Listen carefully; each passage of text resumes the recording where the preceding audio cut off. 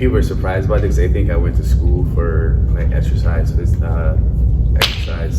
science. Yeah. Like that was actually a business major. Yeah. But I actually like used to read like everything about like the human body, like working out. It just fascinated me. Yeah. So that's as I got into that when I was working with you at Powertrain. That's when I really started to like really read more, watch presentations. I read like published papers and all that, and just really started to. And social media is like the greatest thing ever. Yeah. Because a lot of trainers that I follow and get a little inspiration from, they have so much information. They're so good with sharing information and then connecting the dots. And I learned so much from them. Yeah.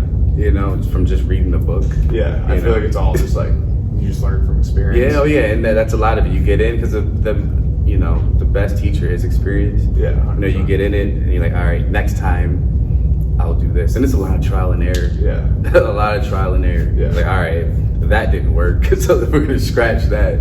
Then once I left there, then I really started to open up more to, okay, this is a whole new world to me a little bit. And being around, the guys that used to own the place before we took over, I learned so much from him because he actually went to school for exercise science, so he would teach me so much.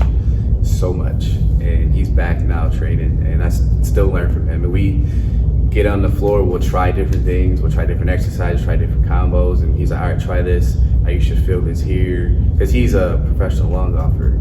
And my business partner, he's been in this industry for 15 years, so I learned so much from them, and vice versa, they learned from me too. So it's just like one big learning environment. When you talk about learning from them, what are some things that stick out to you that were like huge and just made a huge difference for you?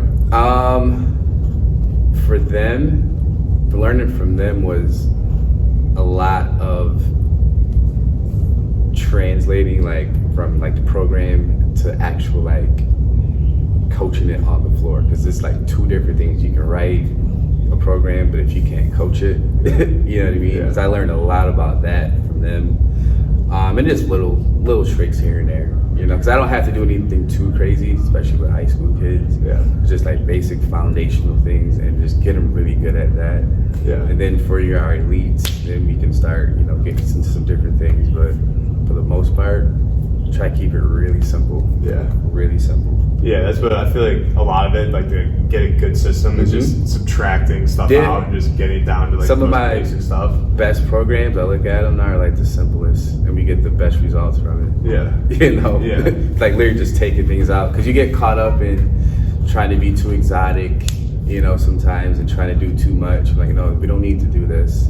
We don't need to do that. We don't need to do this. So just keep it basic, and that's gotten literally the best results. Yeah. Can you think of anything that you like kind of experimented with or tried out that sticks out that you ended up having to take out and just was kind of a waste of time for yourself or for your athletes? I like to play around on the cable towers a lot. So a lot of rotational work. Yeah. But that doesn't have to be super complicated at all.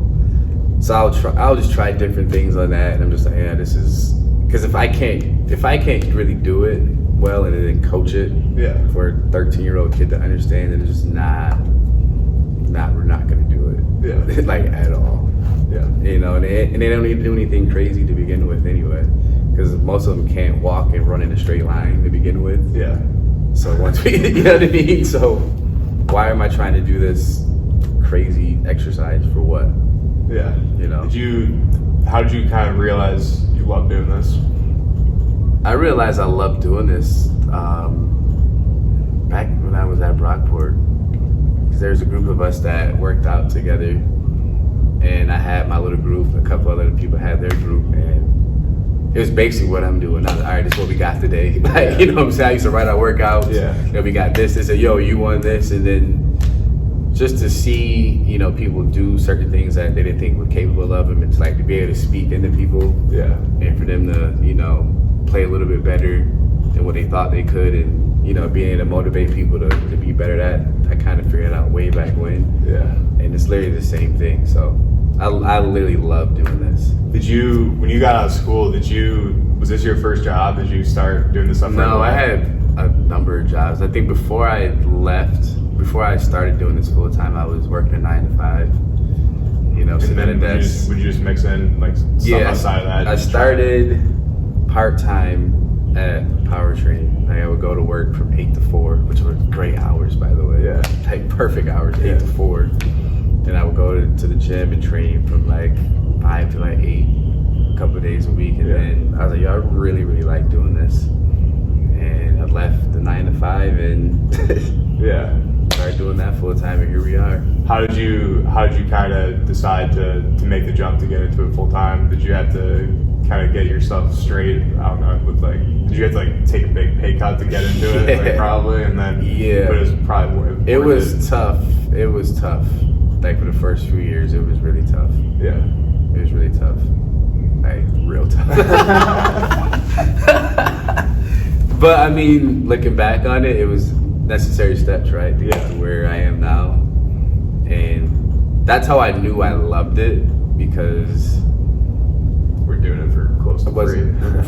Might as well. Like it definitely wasn't a big paycheck behind it, which is fine. I understood the situation going into it, but my passion for it like never went away. Yeah, it's awesome. And that kind of carried me through those tough times. It was like, I gotta make this little bit stretch, for a little while. Yeah. You know what I mean? So it's like the athletes kind of help you get through it a little oh my God, like I'll be having a day, but then certain people walk in and say, yo, what's up? I'm like, all right, I can't. You know what I mean? Like, I can't be here, be in a bad mood. And once you get going into it, you don't even think about it. Something that I feel like a lot of guys and girls have talked about on this podcast, whether it be just about getting on the field, just like girls coming in, play midfield, spot opened up on defense, they take that, excel, then they get back on the field with offense or whatever. And I feel like for you, like it seems like you kind of saw the opportunity with girls across and just ran with it. Yeah. How did that, like, you saw the opportunity, and obviously, did you ever imagine that you'd be where you're at now? No, not at all. Like not at all. Like not at all. And it's kind of cool though when you actually look back at it, because it wasn't my intention. I didn't even like the sport. Now I love it.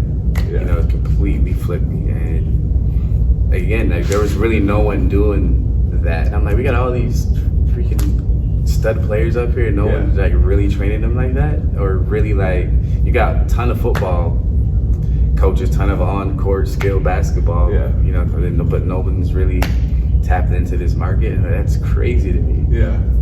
So I was like, you know what? If that's what it is, that's what it is. And it's been literally the best decision I ever made.